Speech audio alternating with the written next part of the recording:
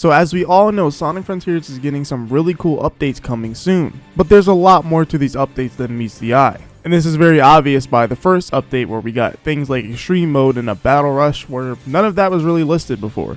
But I'm going to be quite honest with you guys, Sonic Frontiers is about to change forever. This is probably going to completely change how the game is seen by a lot of people and probably add to the game. And I'm going to be talking about what exactly is probably going to be changing, what you should expect, and so on and so forth. But before we actually talk about all this, I have a message for you all. Today's sponsor is HelloFresh. And I'm glad to say from my own experience, I love HelloFresh. With HelloFresh, you can get pre-portioned ingredients and seasonal recipes delivered right to your doorstep. HelloFresh is an affordable option for meal delivery that is cheaper than grocery stores or takeout. HelloFresh prides itself on using quality ingredients sourced directly from the farm to ensure that your meals are fresh. In addition to meals, HelloFresh offers a wide range of snacks, sides, and desserts through their HelloFresh market. This allows you to customize your order to fit your needs and preference, and that's why it's the #1 meal kit in America.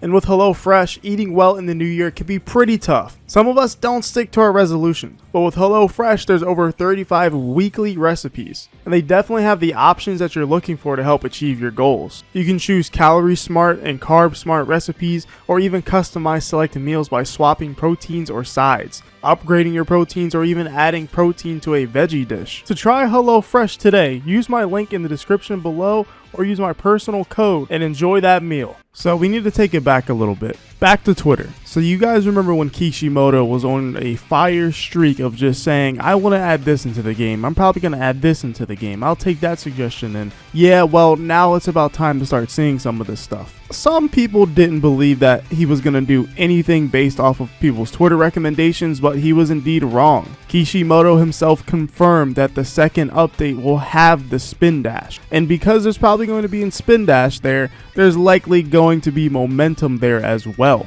People have already data mined files from Sonic Frontiers showing the spin dash, and Kishimoto replied to it, said, oh my god, you found it. It's probably going to be in the second update. So yes guys, Sonic Frontiers is about to change. This is going to be the start of the chain. Now what else is probably coming based off of Kishimoto's past and saying things that he would implement? Well, for one, momentum, but I feel like momentum is in tandem with a spin dash. So that may just come along with the spin dash, unless they make a momentumless spin dash for some reason and then change it later in the third update. I feel like that wouldn't really make any sense. But other than that, what needs to come next is the final boss changes that Kishimoto mentioned, that he mentioned how he was going to do things to make it a lot better. I don't mean Supreme, and I believe Supreme is getting updates as well, but it just seems like the final boss of Sonic Frontiers, the whole Galaga Ishiruka type game, is going to be changed. How will that be changed? Well, we can look back to what that one person replied to Kishimoto with, talking about all the changes that they wanted for the final boss, where basically it's just a Sonic type of thing, and where